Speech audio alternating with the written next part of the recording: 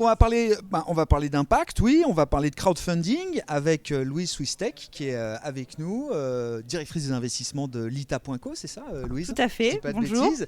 Merci d'être là. Bon, Lita qui fête ses 10 ans, donc il y aura peut-être un petit retour d'expérience de ces 10 années en tant que pionnier du crowdfunding en France. Mais un mot quand même depuis ton poste d'observation chez Lita, qu'est-ce que tu comprends des attentes de l'épargnant français aujourd'hui en 2024 ? Bonjour à tous. En effet, juste 2 mots sur Lita peut-être en introduction. C'est une plateforme de financement participatif leader sur le marché de l'impact. Donc on investit, on permet aux épargnants d'investir dans des entreprises à impact en direct à travers l'intermédiaire qui est cette plateforme de financement participatif. On a collecté en 10 ans 180 millions d'euros et on a permis de financer 300 campagnes. Donc on a un impact assez important aussi aujourd'hui sur le marché des entreprises à impact en France et l'économie réelle de toutes ces startups et PME qui créent de l'impact. Donc nous, on est en direct avec les épargnants puisque dès 100 euros, on peut investir sur la plateforme. Et donc ça va du citoyen qui met quelques centaines d'euros à des épargnants qui vont avoir des tickets d'investissement plus importants. On le sait en France aujourd'hui, l'épargne, c'est des montants très importants. C'est en constante augmentation. C'est 85% des Français qui ont un produit d'épargne. Donc là, on a vraiment... Épargner, on sait faire. Bien allouer son épargne, c'est encore un autre sujet. Et c'est exactement ça. Le deuxième point, c'est qu'aujourd'hui, l'épargne, elle est principalement redirigée vers du côté. C'est les assurances vie pour 35%, c'est les livrets A, c'est aussi tout simplement les comptes courants qui représentent tout ça, les produits réglementés bancaires qui représentent plus de la moitié de l'épargne, qui captent en fait plus de la moitié de l'épargne. Et nous, ce qu'on constate aujourd'hui, c'est qu'en parallèle de ça, les épargnants, ils ont quand même envie en fait que leur épargne elle ait un impact et il y a eu une étude de l'AMF qui expliquait que plus de 75% des épargnants voulaient que leur placement ait un impact positif, durable sur l'environnement et sur la société. Donc c'est une des premières leçons qu'il faut avoir en tête. Et la seconde, c'est un besoin de transparence. En fait, l'épargnant, il a envie de savoir dans quoi il investit au final. Et c'est pas toujours très clair quand on passe sur du côté où c'est des marchés très intermédiaires, où il y a plein d'acteurs et on ne sait pas exactement ce que mon euro a financé directement. Et c'est là où la solution de financement participatif que propose Lita, elle répond à ces enjeux-là, parce qu'on vient proposer du direct à impact. Où est-ce que tu vois le plus d'activation possible pour une plateforme comme Lita par rapport à cette épargne accumulée, stockée, pas forcément très bien gérée, pas forcément très productive, si je puis dire dans ce monde de l'épargne et cet univers de l'épargne, est-ce qu'il y a des segments particuliers sur lesquels, le développement de Lita peut reposer ? Est-ce que c'est l'épargnant direct ? Est-ce que c'est épargnant après épargnant, aller convaincre, parler, etc.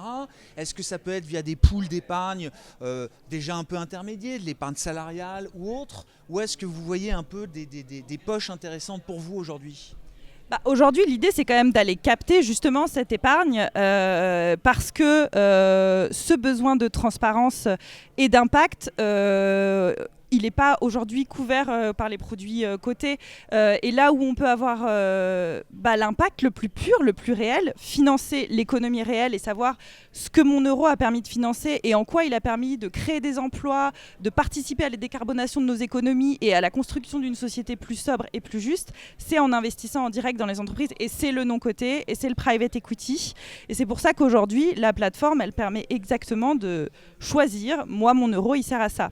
Après, on n'est pas toujours obligé. On travaille aussi avec des CGP qui elles-mêmes ont maintenant des obligations de durabilité, de poser la question à leurs épargnants. Et puis si l'épargnant répond oui, ça m'intéresse les enjeux de durabilité, il faut bien leur proposer des produits. Donc c'est là où la plateforme est très pertinente. Et donc on travaille en collaboration avec des acteurs comme les CGP qui font ce travail aussi sur le non-coté. Malgré tout, on pense que l'enjeu de désintermédier ce secteur-là pour apporter plus de transparence, il est très important et c'est ça qu'on fait aujourd'hui chez Lita. Ouais. C'est quoi un peu le retour d'expérience justement depuis 10 ans ? Qu'est-ce qui a changé ? Qu'est-ce qui s'est profondément transformé ? qu'est-ce qui reste encore à accomplir, effectivement, de votre point de vue, chez Lita Sur le Louise? côté un peu crowdfunding, de toute manière, c'est un secteur en croissance énorme. Depuis 2015, donc à peu près 10 ans, les encours ont été multipliés par 12. Donc c'est vraiment un secteur en forte croissance. Ça se stabilise un peu ces quelques dernières années. On collecte à peu près plus de 2 milliards d'euros par an. Ce qui est intéressant au sein des plateformes de financement participatif, c'est de savoir qu'il y a des poches qui baissent, par exemple l'immobilier, et il y a des poches qui augmentent. Et là où c'est le plus intéressant, ce qui monte, c'est le capital investissement. Donc c'est le direct, et c'est les énergies renouvelables, c'est le durable. Et en fait, c'est les deux enjeux. Et donc nous, on continue à collecter de plus en plus chaque année, et on continue à être en phase de croissance en permettant aux épargnants de financer de l'économie à impact. Je reviens sur le chiffre que tu donnais, c'est quoi, 75% des épargnants qui veulent que leur épargne... Jusqu'où c'est pas que du déclaratif. C'est-à-dire dans ces 75%, évidemment, c'est massif. Tu vois ce que je veux dire? Bien L'écart sûr, entre le déclaratif, parce qu'on a tous envie, et la réalité de ce que tu peux transformer réellement en investissement. C'est sûr qu'il y a un vrai enjeu qui est que c'est le moyen le plus pur de financer de l'économie réelle à impact, et en même temps, c'est le plus risqué. Parce que forcément, quand on fait du private equity, on a des enjeux de reste quand même structurellement averse au risque. Et bien sûr, on a des enjeux d'illiquidité, des niveaux de rentabilité qui seront pas toujours les mêmes que sur le côté. Donc c'est un des enjeux pour nous, mais comme pour le private equity classique. Et c'est pour ça que l'idée, c'est pas de dire aux épargnants de tout placer dans un seul endroit, mais c'est de penser à la diversification des produits, de travailler aussi avec d'autres acteurs plus classiques, notamment à penser à des produits d'assurance vie qui vont intégrer aussi ces enjeux-là, et de travailler ensemble à montrer des produits, travailler aussi sur les garanties, parce que pourquoi il y a certains produits d'épargne qui sont garantis et pas d'autres, c'est des choix politiques derrière, donc on pourrait aussi choisir de soutenir en montant des fonds de garantie spécifiques pour nos produits. Et donc c'est plein d'enjeux à venir pour le secteur sur lesquels on veut se positionner aussi. L'aspect collaboratif, comment il se matérialise chez vous? Alors peut-être de plusieurs manières, mais même en tant qu'investisseur, l'aspect collaboratif, participatif, c'est important, c'est l'ADN de ce genre de plateforme et de Lita. Ouais. On est dans cet espace où on parle d'intelligence collective, de collaboration. Comment ça s'incarne chez vous, chez Lita, Louise?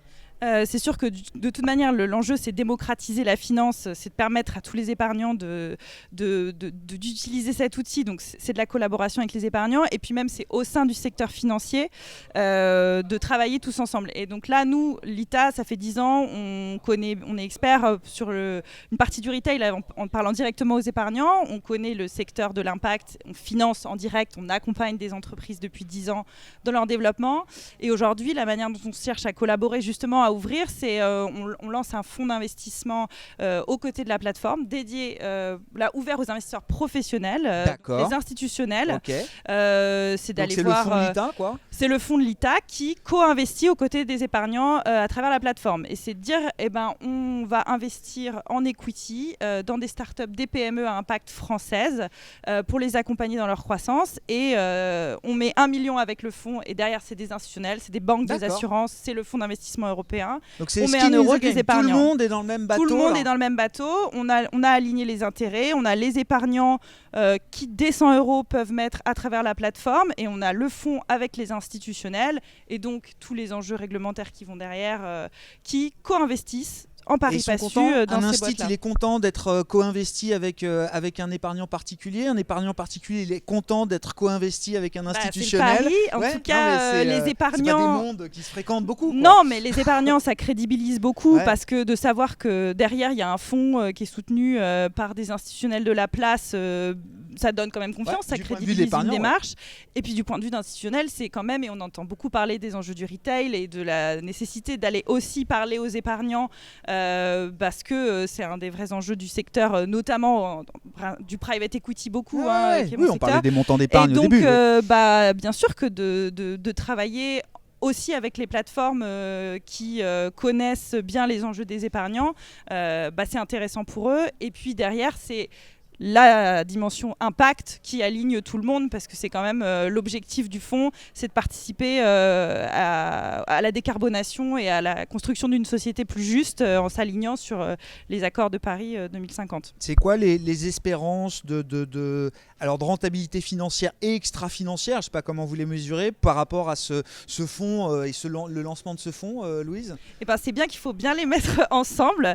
C'est un gros sujet, on en parle beaucoup. On ne peut pas mesurer la rentabilité d'un fonds que par le TRI. C'est évidemment une mesure et c'est évidemment l'objectif, c'est de proposer un TRI intéressant pour les investisseurs du fonds qui s'alignent sur la place de marché.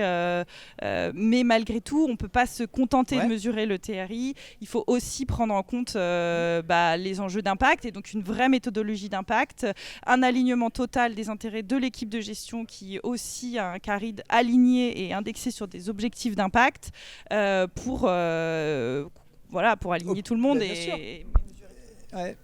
Merci beaucoup Louise, merci de nous avoir éclairé et d'avoir fait ce petit retour d'expérience de 10 ans de crowdfunding. C'est les 10 ans cette année, c'est ça, de l'ITA.co. Louise Swistek, merci beaucoup, directrice des investissements de l'ITA.co, qui participait donc à cet espace innovation avec nous à l'occasion du festival Qui Place. Merci.